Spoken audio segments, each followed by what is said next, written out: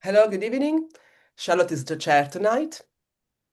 Hello, everybody. Thank you very much for joining us for this seminar in the Queer Kinship series. My name is Charlotte Ross, and I'm Professor of Italian and Gender at the University of Oxford. And with me are the other two co-directors of the Queer Kinship Network, Silvia Antosa and Paolo Frasca. Good evening or good morning, depending where you're following. Hello, good morning from Calgary, Canada. This is Paulo Fusca. And we are delighted to have with us today Heike Bauer, Professor of Modern Literature and Cultural History at Birkbeck, University of London. If those of you who've been following our series will know that sometimes we have seminars in English, sometimes in Italian. This is going to be a seminar in English. But if anybody's listening in Italian, who's an Italian speaker, and you'd like to put a question in the chat, then we will be able to read that out for you afterwards. Those of you who are listening along, please make sure that you register for our channel to be able to post questions in the chat, and we'll be following the format that we usually do, in that Heike, our speaker, will give a paper, and then there'll be an opportunity afterwards for a bit of discussion. We'll start it off with some questions, and then if anybody's following along, then you can post questions in the chat. And if you're listening to this as a recording afterwards, then we hope you enjoy it, and do make sure you follow our activities. So to introduce our speaker properly, so Heike Bauer is Professor of Modern Literature and Cultural History at Birkbeck, and she has published widely on queer history, including the Hirschfeld Archives, Violence, Death and Modern Queer Culture from 2017, and the co-edited special issue of Radical History Review, Visual Archives of Sex from 2022. She's currently working on the intersections between animal and LGBTQ plus history, so really, really relevant to our ongoing interests as part of this network. And in the Canine Archives of Sex, Radcliffe Hall, Una Trowbridge and Their Dogs is now out with Gender and History from 2022. Today, Heike is going to be talking to us about pets, portraits and Sapphic modernism, queer kinship beyond the human, exploring human-animal relations and how they expand and and problematizing the limits and possibilities of kinship. It's going to give center stage to the pets and strays that populate LGBTQ plus culture in the period from 1900 to the 1940s, and we'll be exploring interspecies relations and their place in modern queer history. So this is a topic that has been touched on at our recent conference, and we're really interested to hear some contemporary works that will take it a little bit further. So Heike, I'll pass over to you now, and we're very much looking forward to enjoying your paper. Thank you so much. I'll just share my PowerPoint, and if you could just let me know that you can see it okay, and then I will start. Okay, yeah, it worked pretty well. Thank you. Fantastic. Okay, I see nodding. That's great. So thank you very much. Thank you, Charlotte, Sylvia, and Paolo, for inviting me to speak at the Queer Kinship Network. And thank you to everybody who has joined now to listen, or who's listening to the recording later on. I just want to start by saying that in these fraught times when LGBTQI plus lives, especially those of trans people, have become the focus of existential attacks designed to direct our attention away from the real devastations unfolding in the world, it is absolutely vital to maintain space for cross-border scholarly exchange. And I'm really grateful for all the work you are doing as part of the Queer Kinship Network. I want to express my thanks for this opportunity, but also acknowledge the privileged position from which I'm able to speak today as a white queer professor with a permanent post. So in my talk today, I want to turn attention to the role of non-human animals in queer life, and specifically to some of the cats and dogs who roamed around Sapphic modernity. My paper has a very basic premise, that pets such as Nike, shown here, who was one of the companions of French artist Claude Cahun, that pets matter in queer history and for our understanding of it. Behind this simple statement lies a complex history of multi-species relations, which often follows normative structures, especially in relation to family and the racialization of the human-animal bond, but which is also characterized by what the trans-multi-species justice scholar Harlan Weaver calls a different kind of queerness, an inhuman queerness, and another way of doing kin. Kinship here can be understood as a kind of doing, to borrow Judith Butler's words, one, I quote, that does not reflect a prior structure, but which can only be understood as an enacted practice.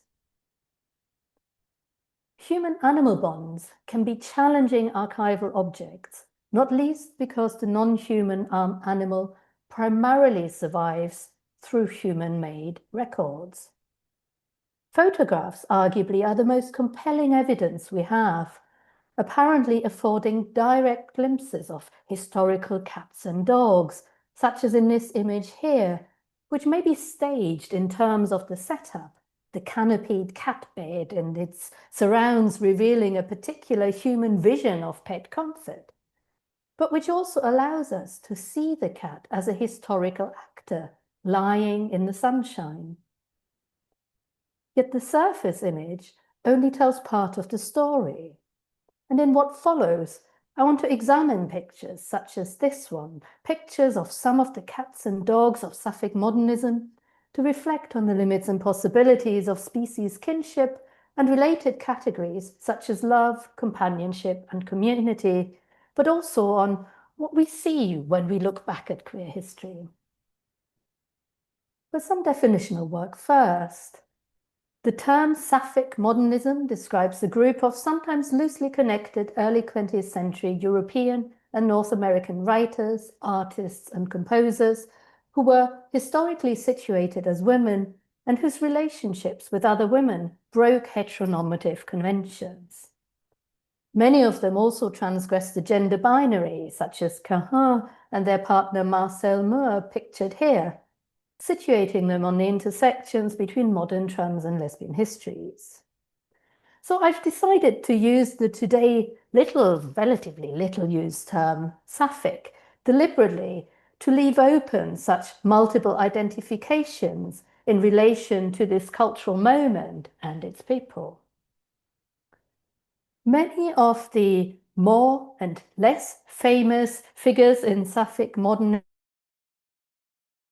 their lives with non-human companions, such as the writer Gertrude Stein, pictured here, with two of their dogs, little Pepe behind her head and Basket the poodle. I refer to these non-human companions here as pets, the common name for animals kept in the home for pleasure rather than work or food. The term emphasizes the domestic framing of such human-animal relations, and it is important to note that pets are often specifically seen to underscore a kind of queer domesticity. But the label pet is also useful, I think, in terms of situating my talk historically. It gestures towards the historical transformations that occurred in human-animal relations in modernity, what Jane Hamlet and Julie Marie Strange have called the pet revolution of the 19th and 20th century, which solidified and commodified the role of companion animals within the home. Thanks to the technological advances in photography around 1900, we now have a rich visual record of people and their pets, offering tantalizing glimpses at past lives, sometimes apparently caught in the moment, such as in the case of Basket here on Stein's lap, who is captured mid-bark or perhaps mid-yawn, creating a kind of sense of immediacy between viewer and historical subject at a very precise moment in time. Other images are staged. So my title page for this talk, for instance, shows the German Dada artist Hannah Höch with the Dutch writer Till Brugman, who was Höch's partner for 9 years, and Nin the cat. The composition is quite carefully composed, and we can see that the cat was a somewhat reluctant model, or perhaps more accurately, a distracted one, as her gaze is directed away from the camera. Held up by Brugman, Nin's body appears relaxed.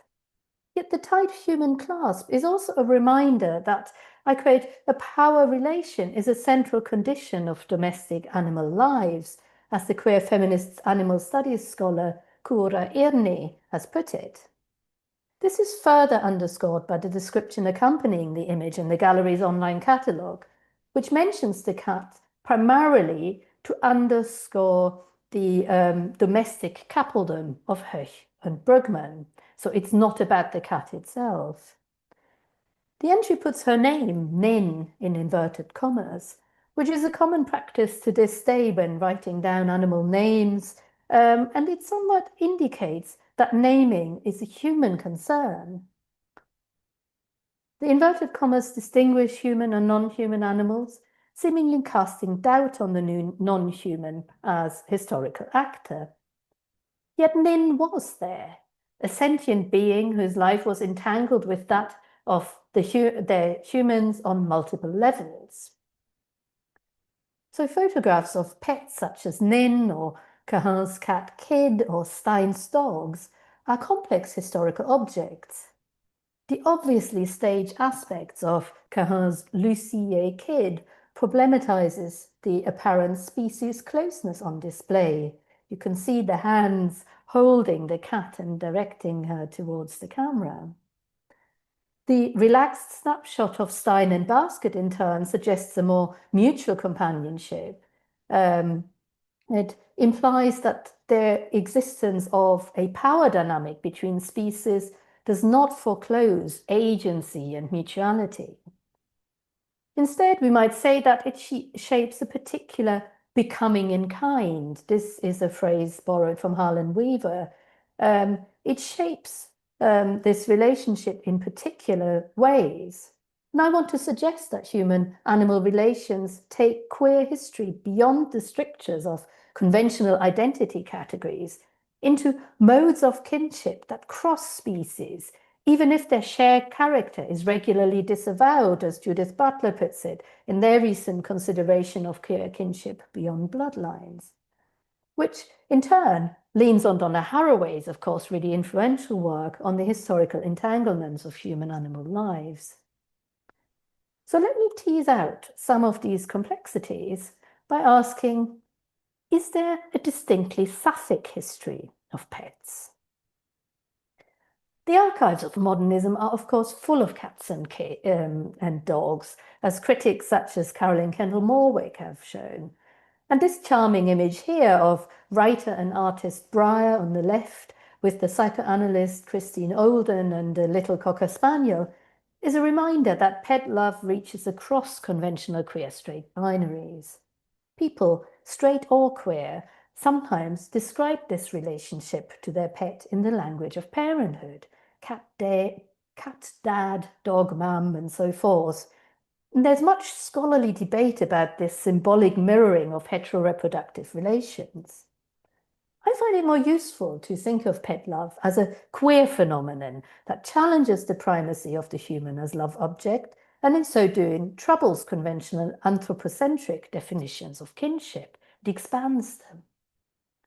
So within this wider framework, pet portraits can deepen specific understanding of the real and imagined kinship structures of Sapphic modernity. Pinker the Cocker Spaniel, for example, who's shown here on the left with Virginia Woolf, is a famous example of what Maureen Adams calls the shaggy muses who inspired modern queer writers, or modern writers, not all of them queer. A present from Woolf's lover, Vita Sackville West, who you can see in the middle picture, Pinker left a strong trace in literary history. She inspired Woolf's best-selling 1933 book, Flush, an imaginative biography of a cocker spaniel of that name who had belonged to the 19th century poet Elizabeth Barrett Browning.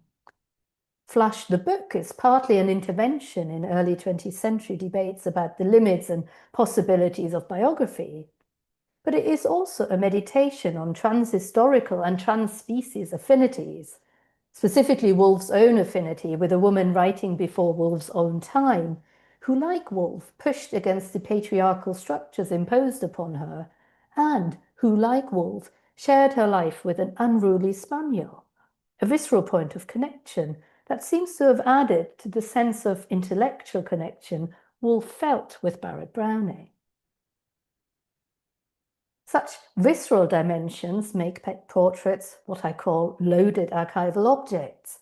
They have an easy surface appeal that can mask their historicity. The portrait of the Weimar sculptor René Centenis and Philip the Fox Terrier, for instance, is at first glance hugely appealing, a portrait of human canine closeness, it appears. Yet the apparent intimacy of the interspecies gaze is troubled by the tight leash by which Centenis controls Philip's movements. The portrait is a comparatively light-hearted illustration of the fact that human love for animals often treads a fine line between care and ordinary acts of violence. Pet love, we might say then, is at once elusive and overdetermined, viscerally experienced, and with a transhistorical appeal to those of us who share or would like to share their own life with animals. And here is a portrait of one of my own dogs, Elsa, to disclose my own entanglements.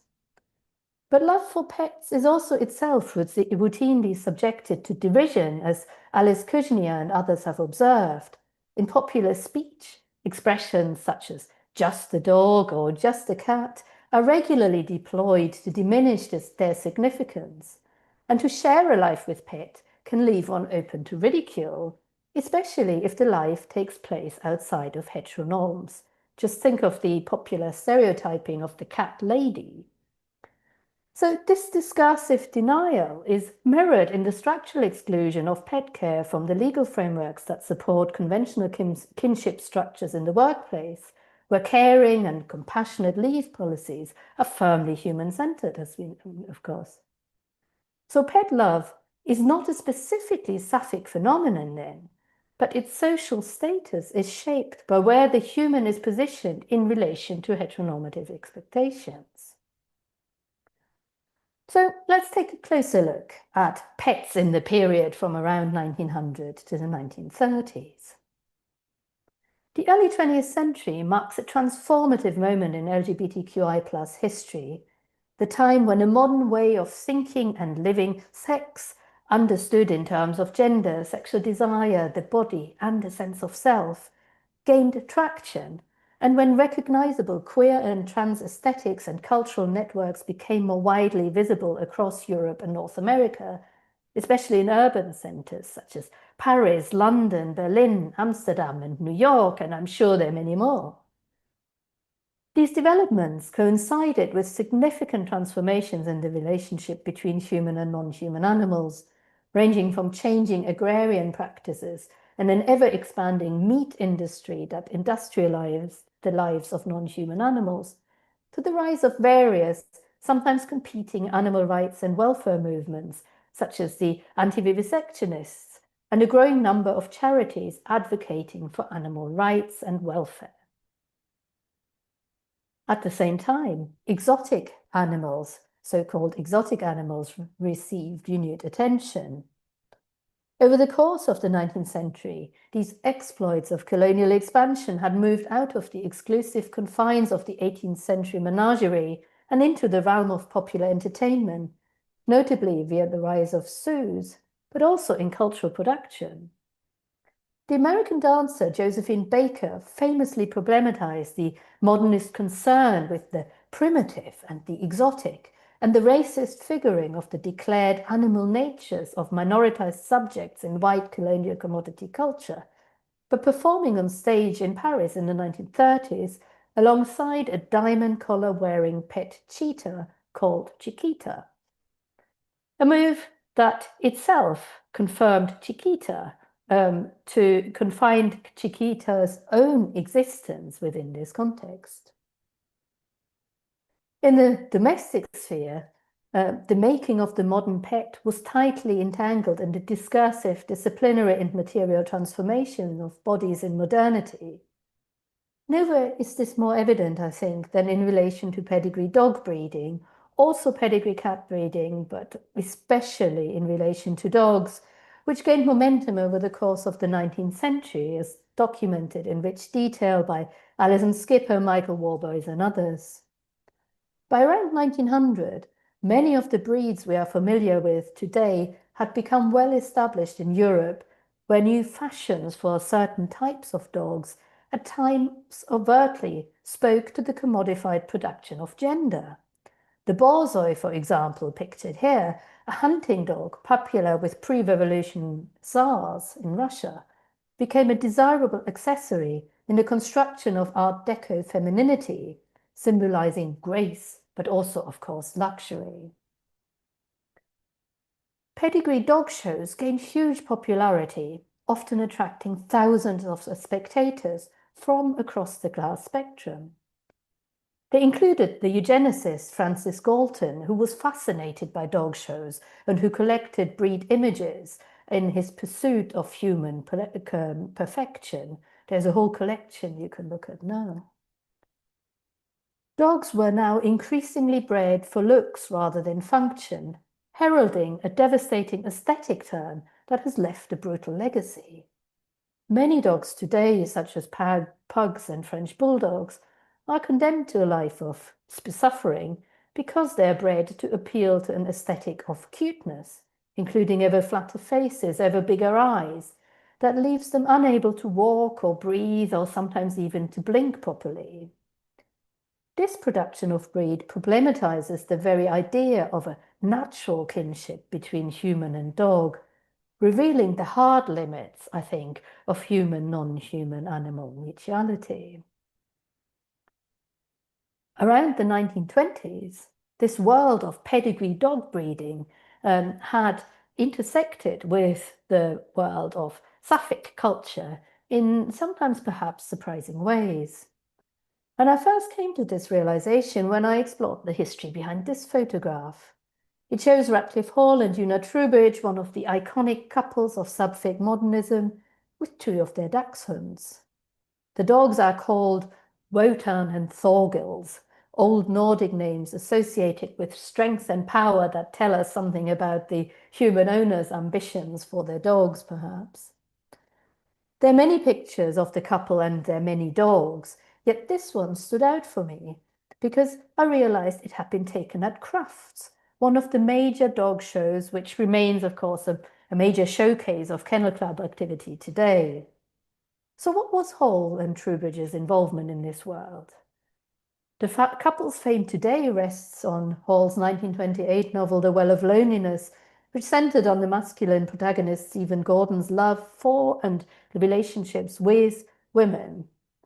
The book was tried for obscenity, causing a media stir that is credited with introducing the term lesbianism to the wider British public in the late 1920s.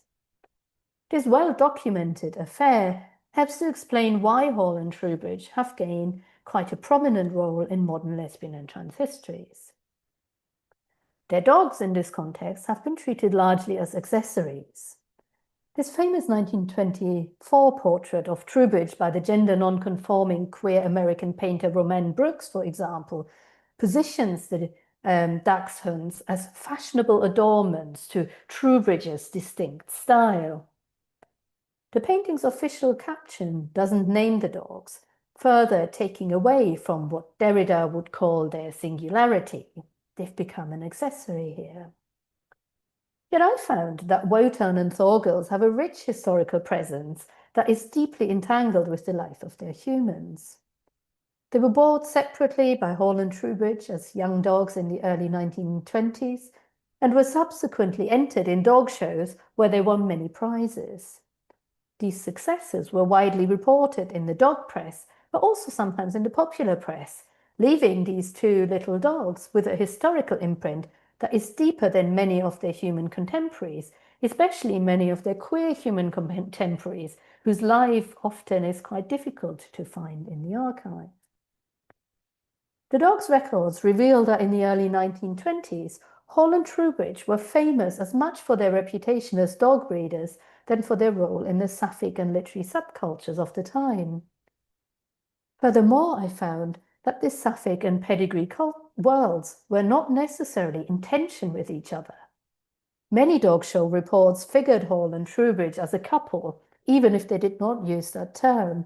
And there's evidence of their friendship with many other dog breeders who also seem to have recognized them as a sort of domestic unit together with their dogs. I further found that there were many other couples historically situated as women who shared their lives with dogs. Such records widened the boundaries of queer kinship in the 1920s, challenging, for example, assumptions about the inevitable separateness or invisibility of Sapphic existence, and decentering the importance of sexual identity as an emerging primary mode of identification.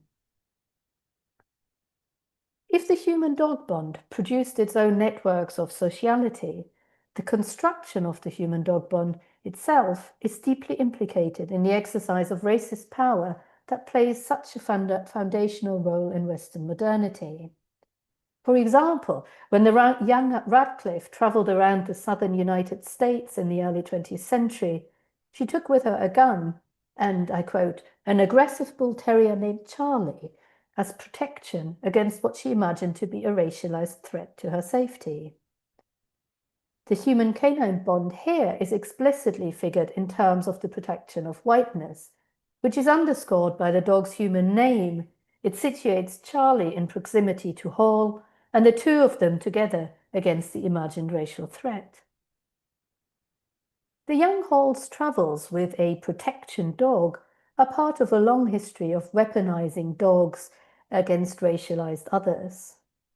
The use of dogs in slavery, colonialism, and policing reveals all too starkly the conditional limits of the human-canine bond. In the 1920s, the English dog world may have been opened to privileged white same-gender couples such as Hall and Trowbridge, yet it remained subject to class and racial exclusions. So what do we know about Hall and Trowbridge's own feelings towards their dogs? The couple considered themselves progressive dog breeders, never, as far as I'm aware, as dog parents, by the way. Yet their views on animal welfare were relatively sedate and traditional, even by the standards of their own time. They did not engage, for example, with the growing campaigns for animal welfare. Furthermore, Hall at one point rehomed a spaniel because she thought the dog was too indiscriminately affectionate with other people. In other words, Hall's love for dogs seems to have been conditional on an ideal of exclusive canine devotion, a popular fantasy that seriously impedes the actual lives and well-being of dogs to this day. Hall's fiction offers a more complex exploration of human-canine kinship. A short story titled Bonaparte, which was not published until Jana Funke included it in her collection of unpublished works by Radcliffe Hall in 2016. This short story explores the relationship between a male English narrator and a stray male dog the narrator names after the famous French emperor, a nod towards Hall's own deeply conservative identification with what she perceived to be the heroes of history. The story, which is set on the heavily exoticized island of Corsica, tackles head-on the questions of interspecies love. I have owned many dogs in my time, but never have I loved a dog as I love Bonaparte, says the narrator, echoing Trowbridge's claim that Hall had loved her dog Fido, shown here, more than any of her other dogs. From the narrator's perspective, there is no happy ending for this love, as Bonaparte ultimately chooses to stay in Corsica rather than accompany the man back to England. Yet the story takes seriously the dog as an independent actor, insisting that the relationship between canine and human is mutually produced. So let's take a closer look at how such love for a dog was articulated in the early 20th century. Today, the popular claim is that Britain is a nation of animal and especially dog lovers. Yet there is also a long history of belittling such human-animal companionship as somehow lacking, a queer substitute for heterosexual coupledom at best. In the 1930s, the English composer and suffragette Ethel Smyth challenged head-on such ideas. Smyth was a formidable figure, a privileged yet fearless lover of women, musical pioneer and political campaigner, who in 1912 was incarcerated in Holloway Prison for smashing a window at the home of the then Secretary of State for the Colonies and outspoken anti-suffragist Lewis Harcourt. Smyth published several memoirs, but only towards the end of her life in 1936, when she was 78 years old, did she turn her attention to dogs. She published a memoir titled Inordinate Affection, a story for dog lovers, with a bracketed question mark after inordinate, signaling Smyth's spirited disagreement with the idea that there is something excessive or inappropriate about loving dogs. The phrase inordinate affection comes from the Bible, specifically an epistle by the Apostle Paul to the Church of Colossae, in which he entreats believers to mortify themselves against fornication, uncleanliness, and inordinate affection. Admittedly, Paul may not have had pets in mind when he wrote these words, yet Smyth picked up the phrase to make a case for dog love, specifically in relation to women such as herself who were not married and who shared their life with canine companions. At the time of writing the book, Smyth was infatuated with Virginia Woolf, who was some 25 years her junior and had only recently published her own experiment in dog love, Flush, which I mentioned earlier. There has been some scholarly ridicule of what is perceived to have been Smyth's one-sided pursuit of the younger Woolf, and Woolf herself wrote in a letter to Duncan Bell in 1930 that she did not reciprocate the feelings of, I quote, an old woman of 71 who had fallen in love with her. Nevertheless, as Chris Wiley points out, Woolf and Smyth maintained a close relationship over many years, with more than a quarter of the letters Woolf wrote in the last decade of her life addressed to Smyth. Woolf admired the older woman's frankness and encouraged her to write publicly about her relationships with women. This didn't come to pass, but Smyth tackled another subject she seemed taboo, the strength of feelings she had for her dogs, starting with Marco, pictured here, who was her first canine love. Inordinate affection represents these dogs as the primary relationships in Smyth's life. She insists, moreover, that such love is a common collective phenomenon. Thousands upon thousands of English women live alone in the country, she writes, the sole permanent companion of their solitude being a dog. And she emphasized that such relationships are what she called healthy and legitimate. Joanna Bork, amongst others, has made the case for considering animals as significant others, and she focuses on the erotics of that relationship. Smyth similar positions her dog in terms of close companionship, yet she is less concerned with the erotic than she is with situating her life outside of contemporary norms about heteroreproductive coupledom. Inordinate affection focuses on 6 dogs, Marco and 5 Old English sheepdogs, who were all named Pan. Smyth explained their name by saying that the breed's shaggy appearance was suggestive of what she calls primitive ages when nymphs, fawns, and satyrs were an orthodox part of the scheme and associated on equal terms with human beings. They remind her of Pan, therefore all of these dogs were called Pan. This emphasis on the singular importance of her dogs seems to be somewhat undermined by the fact that Smyth numbered the Pans to designate when a dog had come into her life, i.e. Pan 1 is succeeded by Pan 2 and so forth. This numbering seems to take away from their singularity, placing them into the generic category of pet. Yet Smyth takes great care to emphasize the dog's individuality, providing a detailed account of their characters and commissioning affectionate illustrations by her friend Mabel Wigan to accompany the text.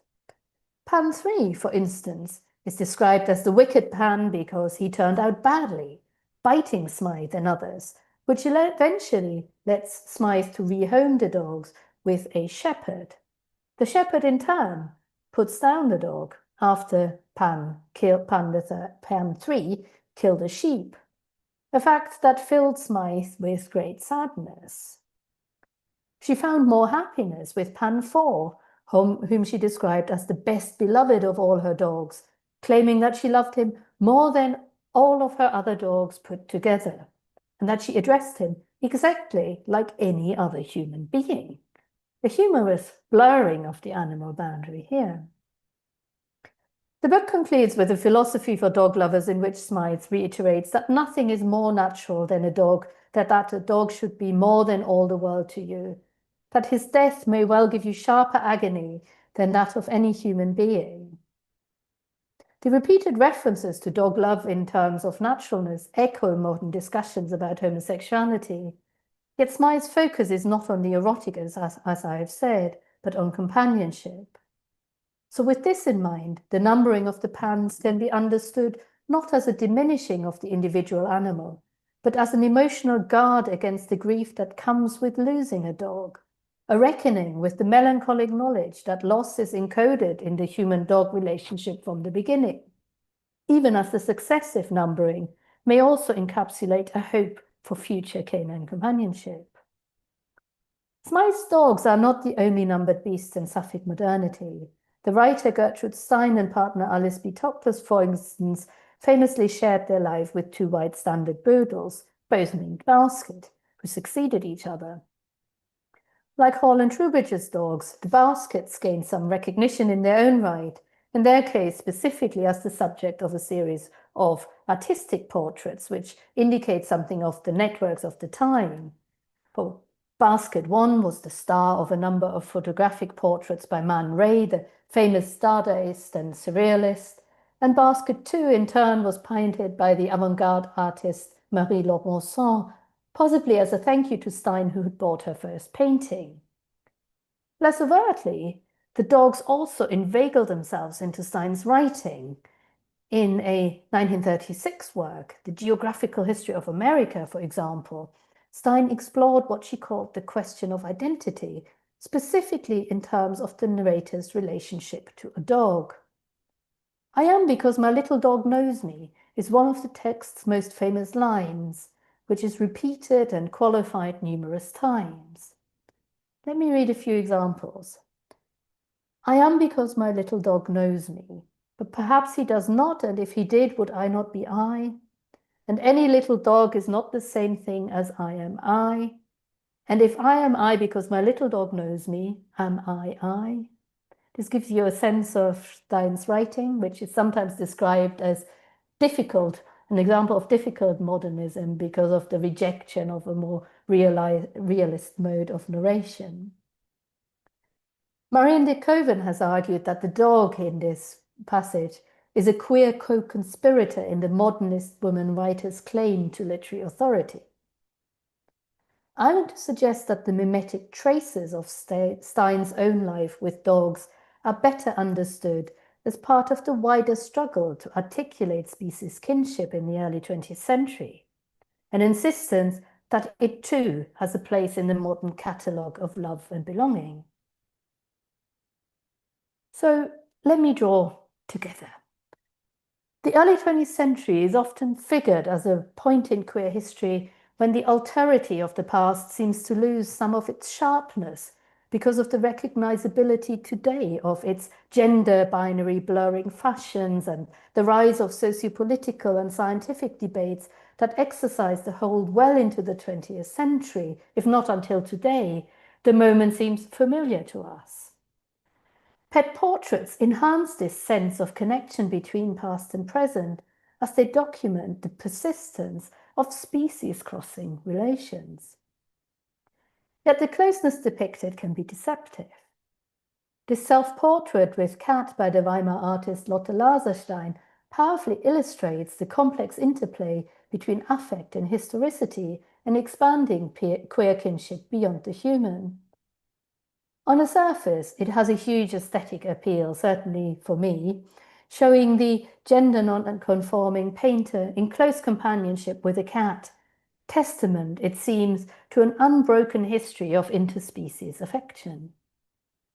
Yet when I looked into the history behind the painting, a different picture came into view, for it turns out that Laserstein had dragged the cat, who was possibly astray or possibly shared her life with owners somewhere who may have been missing their pet. Laserstein drugged this cat to make it a pliable sitter, a deception that problematizes the limits of realist portraiture as a truthful mode of historical expression, and that shows up the potential for abuse in species relationship dominated by human concerns.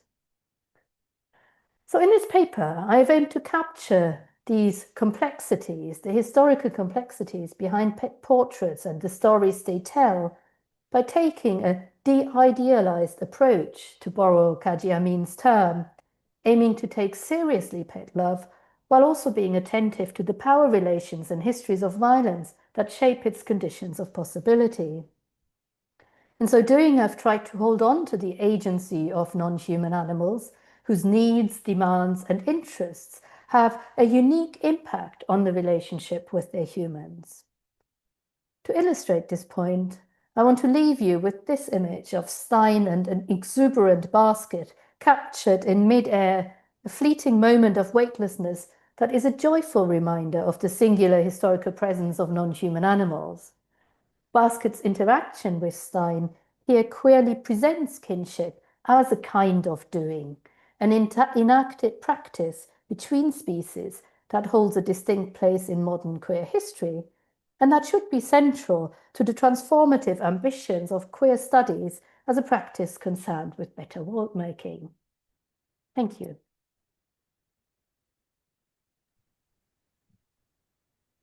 Thank you so much, Heike. That was such a great presentation. What wonderful pictures. You must have spent a lot of time in archives bringing all of those together. And just so many really interesting reflections in terms of the different kinds of relationships that queer people have had with pets. So starting from the idea that pets matter for queer history, that they have an important symbolic function, important significance, but that obviously is nuanced and complex and multiple and shifts over time, and that's some of the detail that you've been kind of probing into. I was really struck by some of the things you said, talking about, well, the idea of, if I grasped what you were saying correctly, tell me if this is where you're going with it. The idea of a sort of a pet, particularly a lesbian cat or a Sapphic cat, as a sort of an anchor signifying somebody's identity in a certain way. And that obviously a cat can be a cat. But if a cat is next to a lesbian owner or a Sapphic owner, then it becomes a different kind of signifier. And if that cat had a different owner, then the cat itself would have a different kind of symbolic function. There's something really interesting there in terms of how the animal-human relationality invests that animal with a different kind of meaning just for an observer making assumptions. So I found that really interesting. But I wanted to ask a question about the Stein poem. I am mine because my little dog knows me. And where it seems to be going to me is a desire, maybe expressing a desire or questioning the issue of for queer people wanting to be recognized on their own terms without the kind of judgment about being unhealthy or being abnormal that were contained in a lot of the qualifiers about human-animal relationships that you brought up. So it's very healthy for people to love dogs. It's implicitly countering the idea that it's unhealthy to have a queer relationship. But that feeling that I am I because my little dog knows me, because it sees me as I am, without all of the different forms of judgment that are encoded into human social relations. And I wondered whether you could say a little bit more about that, if that's something that you've been thinking about. Have you found other expressions of this, of queer people and their relationship with animals, sort of explicitly or indirectly seeming to intimate that this is a form of intelligibility that's crucial for them, and in some way in terms of the development and the recognition of their identity in a way that feels more authentic to them, without all of the mess and the noise of prejudice and discrimination that is elsewhere. Yeah, thank you so much, Charlotte. Also for the observation. I mean, there's so much absolutely in a sense to respond to, but I'll focus on the last point, to think about the role of the non-human animal as a kind of referent, an asocial referent, a point of reference that is outside of those worlds of judgment. I think that's a really, I'm thinking a lot about that, and I'm not the only one to do so. There's quite a lot of work around coming out of trans scholarship at the moment, which is really thinking beyond the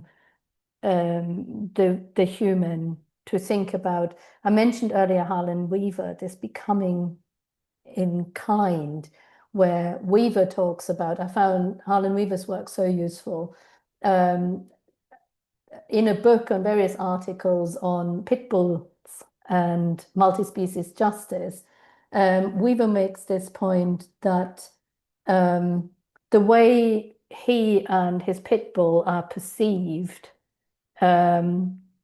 varies hugely, whether they are together or individually. So Haley, the pit bull, cements his sort of how he is seen in terms of whiteness, masculinity, etc., while his middle-class status in turn, I suppose, softens how Haley is perceived.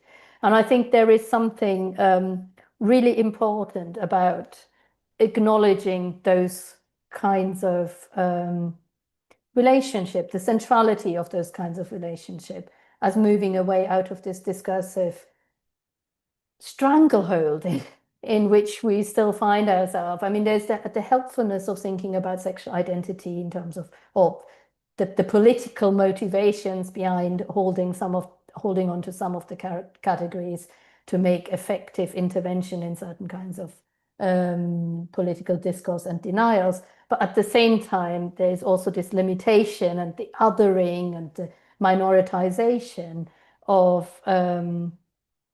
queer and trans people that comes with that. And so I think you're absolutely right. Going back to Stein, writing at a moment in time, I mean, that's quite late in 1936, but nevertheless, where there is a lot of that attention on articulations of homosexuality, to use the language of the time, lesbianism, what that might mean, how that situates a person in the world. And generally, Stein's writings are so much more concerned with the experiential, with thinking through subjectivity, that I think the animal here, the little dog, who knows me, does exactly what you say, enables a different kind of situatedness. I also want to just say, in relation to that, it's not a poem really, although I represent it like a poem. It's really hard to tell with Stein. It's part of a narrative in the loosest sense. But I also have been thinking a lot about the work the word little does, because I think it has a particular kind of effective pull, in that it conjures this image of a fragility of the animal. I am because my little dog knows me, not my big bruiser dog knows me. So I think that there is also something that I haven't yet fully thought through about that particular kind of representation, about who is let into this special relationship between human and non-human animals, and where the qualifiers are.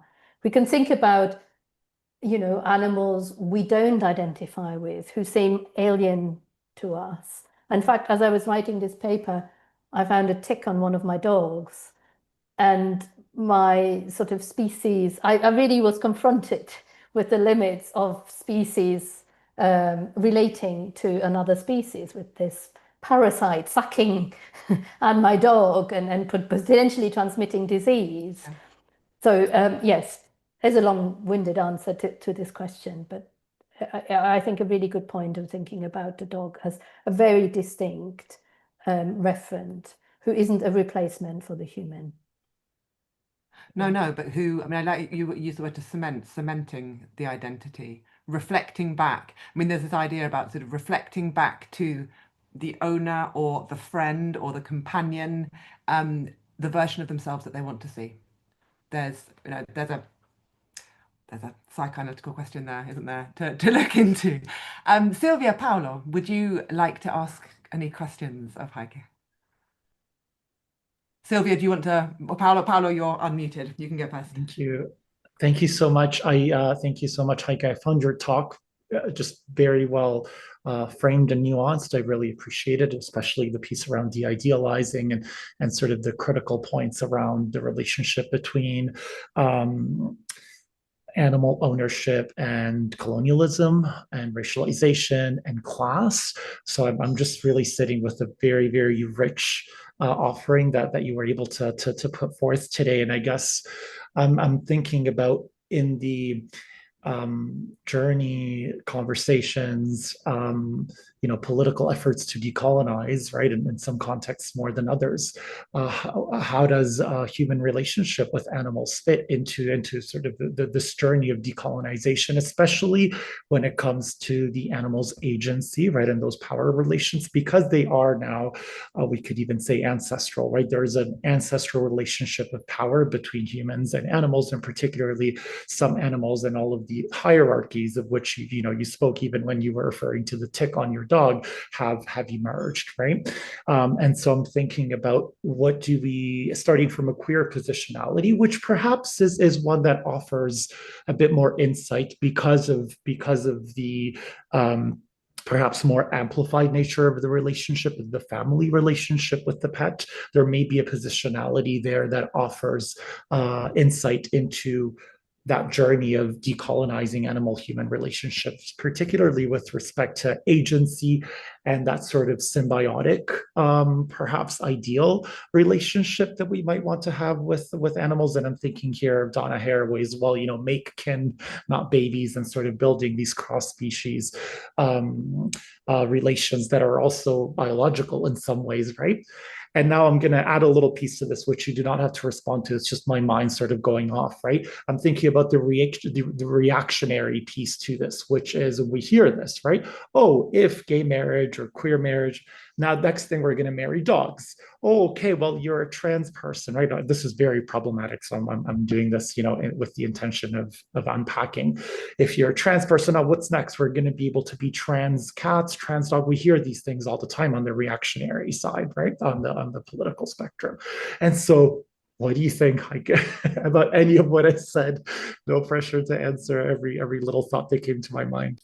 Thank you so much, Paolo. This is so rich and really just exactly along the lines I'm thinking. So starting with the decolonizing animal agency and thinking about that whole history and its present iteration now, there is such wonderful scholarship on the colonial histories, on the use of animals in the enforcement of colonialism. Some of the dog breeds, Rhodesian Ridgeback, or some of the, or Burble dog, I might pronounce that not right. I've realized that now as I say that out loud. I'm not sure I've heard it before. But the kind of dogs used in southern Africa to protect whiteness, to protect the land that has been settled, etc., displacing native species, native dogs as well, who are considered pests and vermin and eradicated, sought to be eradicated. There's really interesting work on the street dogs in India, for example, and the problematics around imposing Western models of pet ownership on the lives of these dogs. And for anybody interested in that, there's a wonderful film by Elizabeth Lowe called Stray, set in Istanbul, which documents the lives of Istanbul stray dogs without any narration. It's a really powerful trying to reckon with how to capture animal agency without, filtering it. Ultimately, of course, the camera filters what we see, but I think that's really a useful thing to say. I'm always trying to hold on to thinking that the animal is not a metaphor, and how can we let the non-human animal be? So I have started to do some work and thinking with people who are veterinary practitioners. So in relation to the debates, there's a thing called contextualized care. It's a big debate in that context, which is about how, I suppose, to center the animal and best meet the animal's needs in a context where the negotiation always goes through the human, of course, and is influenced by the human's circumstance, their financial means, their expectations, their hopes. So, keeping animal agency in that context, it's in some ways, people sometimes problematize, can we talk about animal agency in that context ultimately? And then just one more point on make kin not babies. There has been criticism of that, of course, in terms of the sort of implicit, or people might find it more explicit, Haraway's sort of tapping into these critiques of overpopulation. You shouldn't have children, big problem around overpopulation, which are particularly racialized, especially in the States. So that offsetting of sort of animal against human, or against baby, or against kid, I've never found that very helpful for anyone involved, the human or non-human animal being, actually. Yeah, but I do think in terms of, and there's obviously a lot of scholarship that is very critical of pets, and Halberstam's work on the wild, for example, has some very, from a queer perspective, provocative and sharp critiques of the problem of pet keeping in New York or the like. And the present reality is that many pets actually are living in conditions that aren't happy, that aren't necessarily how they would want, but that don't necessarily meet their species needs very well. But I think at the same time, these lives have become so entangled with our own that we need to, as we move forward, I suppose, think about creating conditions of possibility in which the significance of this relationship is properly recognized from a perspective that aims to keep the animal in the picture as much as the human. Thank you. Silvia. Thank you. So thank you, Heike, for this wonderful presentation. Really, it's really intriguing for me to see how these different typologies of relationship between the pets and Sapphic modernist artists, and the number of different ways in which they have been visually represented, narrated, configured, and also how all this has redefined the very notion of kinship, as you were arguing, and also as we are saying now in this debate. So I have a few questions. The first one is about the conflation, I would say, you talked about between the pet revolution, which was taking place at the time, strong support for animals, those public demonstrations, on the one hand, and the other, exoticism, colonialism. So I'm drawing back on the notion of colonialism at the time. And you mentioned Josephine Baker's performances in Paris as a way of problematizing the modernist concern for these issues. So I would like, if possible, to have for you to say something more about this, because it's really, really interesting, and actually the way in which all these, all these phenomena were redrawing in a particular time, at the beginning of the 20th century, after, the long 19th century, and how colonialism was, an integral part, let's say, of British identity as it was considered at the time. And this is one question. Another one has to do with the relationship between self-representation of Sapphic modernist artists on the one hand, and I'm very grateful of all the archival research you've carried out and the amazing photos that you showed us. Thank you so much. And on the other hand, on how pets and their owners are portrayed or have been portrayed in fiction or poetry. So you mentioned Flash, of course, as a notable example of this, and how the very notion of biography, autobiography has been somehow deconstructed in this short story. Just wonder if there are other examples and how maybe fiction or poetry or other narrative forms somehow back up the visual imagery of these modernist artists, or if they reflect different ways in which this kinship between artists and Sapphic artists in particular and their pets somehow are portrayed in this, narrated. So, and thank you. Well, fantastic. Thank you for the questions. Maybe I start with the last one. Thinking about, I mean, it's such a good question to look at, I suppose, literary representations, literary portraits, as opposed to the visual portraits that I'm looking at. And there is a little bit more work on the literary already. So something like Carolyn Morwick's Canis Modernis, it's called, literary representation of dogs in modernism, does a really beautiful and very detailed analysis of various relationships there. Also a little bit earlier, just before turn of the century, is the Michael Field, the sort of lesbian aunt niece couple writing under the pseudonym Michael Field, who produced a lot of work around their dog Wim Chow, and especially mourned his death in great detail. That was a very significant moment. So I suppose in some ways, I try to indicate with what I'm trying to do in my work is focus a little bit more on specific animals. Originally, my ambition had been to really just stay with the animal, but it's impossible. The entanglement is so much that it always leads back to human concerns. But to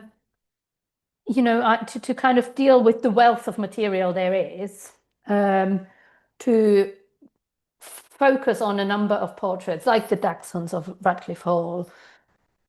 My starting point is the visual, and then my primary focus is the visual. But I look at other forms of representation around it, and as in the case of Hall's case, there are tensions where I think the textual can sometimes really help us problematize what we see, can problematize the surface narrative of the image. I mean, there's a whole genre of dog biographies, became a really popular genre in literature. And there's a great book on animal biography by Aaron Scagland, I think the name is. Apologies if I mispronounced that. I'm a terrible person in terms of remembering name. But so that, yes, I am interested in that, and what comes out of that wealth. But I'm also really keen on trying to stay with the historical animal as much as possible. And so the visual focus allows that a little bit more. So starting with that, I feel gives the better balance. So to not let me stray too much into the symbolic and the metaphorical, although of course that's always there. And it's also, I mean, very, I know it's also very distracting because the archival research, there is such a readiness of accessibility around the visual. I've got a much longer piece coming out on Laserstein's self-portrait with cat, which reckons with some of these issues, actually. But yeah, that's the kind of the interest that guides it. And it also helps me think about your sort of middle question about self-representation in relation to pets. I think there's a real interesting, I think a sort of comparative and contextual approach to the visual and trying to track how images, but also writings about accounts of real life dogs circulated in the culture at the time. I'm really interested. I'm always pleased if I find letter references or those kind of moments of connection when the pet serves to give an insight into just the everyday life of the human and the everyday life of the pet. And sometimes the texture really helps us to see that in the way, in a letter, in a sort of written document, can be in fiction, but that also can help understanding of self-representation, how people like Hall and Trowbridge represent themselves, are these progressive breeders, and there's a bit of writing on, we're special, we're different from the other more cruel dog show competitors because we don't leave our shivering beasts in this context. So you can see that there's a particular construction of selfhood, I suppose, self-representation around that, which sometimes, I mean, in the Trowbridge case, Trowbridge left her daughter to be with Hall, and that was a chapter of her life that was closed. So there can be kind of quite complex things going on there. And similarly with Smyth, of course, in that book, Inordinate Affection. I think it's really interesting to have this representation of herself as a dog woman that creates this particular connection with, and a sort of aligning herself with others who represent themselves, whose life is represented as organized partly in relation to dogs. And that doesn't always have to be sentimentalized. There's a strong sense of saying, well, I'm dog, but I don't cosset my dogs and all of that kind of stuff. And bringing that back to the pet revolution and these sort of colonial entanglements, I think it's an aspect that has now been written about quite a lot, especially to what happens in the colonies, as I was saying to Paolo earlier. But I feel like within the sort of in a European context, there is also good scholarship on songbirds, for example, and cats. Amir Selinger does really great work on that. The tensions that played out sort of within a colonial arena at home, in big inverted commas. Sometimes ideas about protecting animals played out colonial fantasies in very particular ways.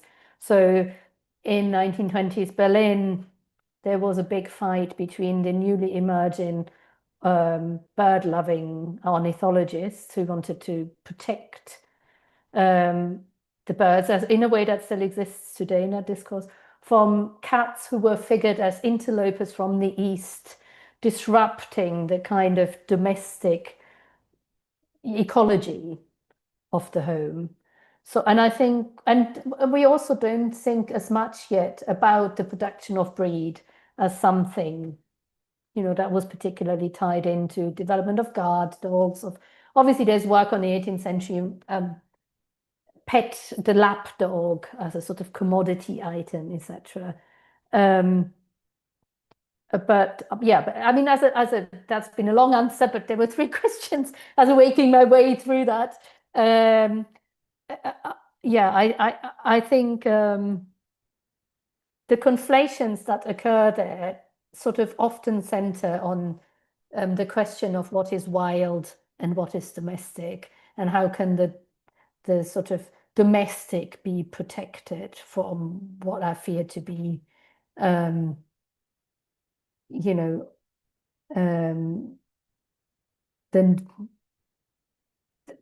colonized subjects' disruption of life back at home. Thank you so much. And I think there's a question on YouTube, a couple of comments. Maybe Paolo might want to read them. Hey, thank you. Will do. Let me just click OK. So we have a question from Cristiana Franco. If I'm not mistaken, the majority of pets you have shown appear to be male, judging from their names. Did you come across any reflection on the pet's gender and or sex by their female owners? Interesting. That's a great question. I I'm really shocked. I immediately need to check what kind of gender balance I have there. I think the dachshunds, yeah, that's true. Dachshunds and the dogs of Smyth were male, and the cats in the cat world, there are more female cats present. And there are reflections on it, specifically Hall and Trowbridge reflect on, or well, they don't really sort of reflect on it, but they were very active dog breeders. And within queer scholarship, a little moving briefly, I promise I'm still on the question. The book by Ackley, My Dog Tulip, which came out in the 50s, I think, is a sort of really strange text, incredibly uncomfortable text to read about this sort of closeted homosexual man trying to breed his German Shepherd. She's a really unwilling subject. She doesn't actually really want to mate, and it's a very uncomfortable reflection on, I suppose, a human urge to do something that is also wrapped up as I'm fulfilling the dog's needs. She's coming on heat. She's pressing herself against me. You know, I'm trying to fulfill her needs, but really I think she ought to be pregnant, etc. So that's a direct reflection, I suppose, on what it means to own a female dog.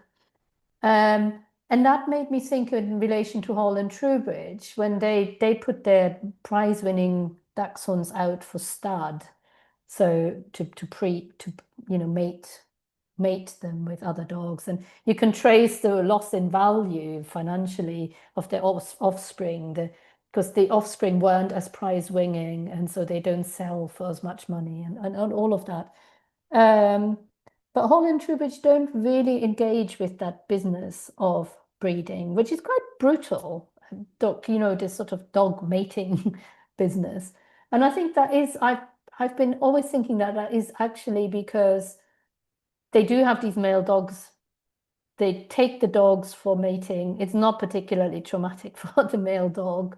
And so then they're not faced with having to deal with the pregnancy of a bitch, the possible complications that can happen at birth, the death of puppies that happen at that point can happen, or the death and damage to their dog. So that's where I got to in relation to that thinking. In relation to the cats of Claude Cahun, actually, I was more interested in thinking about, there are pictures that I haven't shown here, where, I mean, there are lots of pictures where Cahun stages themselves and the cat, sometimes with a cat on the lead, which is like a strange mirroring of what happens on the catwalk, as somebody pointed helpfully out to me at a conference. And I think actually in Cahun's case, there is an argument that I haven't yet fully developed, but I think the argument there is much more around just problematizing gender binaries altogether. But it's much more human-centered. So yeah, thank you.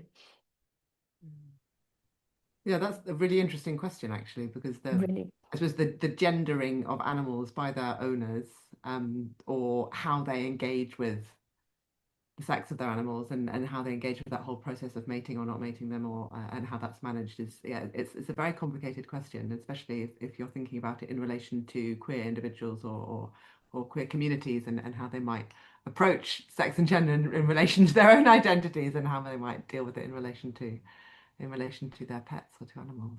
Yeah, that's a really good point. Sorry, also very much. It can be very confronting to have some of those sort of, I don't know, I suppose the realities yeah, of some, the physicality of the animal yeah, can be confronting in this context. yes, yeah, Yeah. absolutely. And we've had thanks from Christiane online, so she appreciated that answer. I think we are drawing to a close. We're sadly coming a little bit out of time. But it's been an incredibly rich seminar. Thank you so much for sharing your work with us and giving us an opportunity to ask you some questions about it. It's fascinating. So you're working on a larger piece now. Can we expect to see that in print anytime soon? The pressure you're putting on. No, this just is curiosity. no, this is turning into a book. Okay. Well, Well, great. Yeah, so there will be more. Excellent. Well, we very much look forward to seeing it, and thank you so much for being part of our seminar series. If you are listening online, thank you very much for being with us. If you're listening to the recording, thank you very much for tuning in. We're going to be taking a little bit of a hiatus over the summer, but we will be back in the autumn with some more seminars. So we will be letting people know about those via our listserv. And so if you're interested in following our activities, do please sign up. So thank you once again to Heike Bauer for that really fascinating piece on pets, portraits, and Sapphic modernism. Thank you, Heike. Bye-bye. Thank you so much. Thank you. Bye-bye. Grazie. Bye-bye.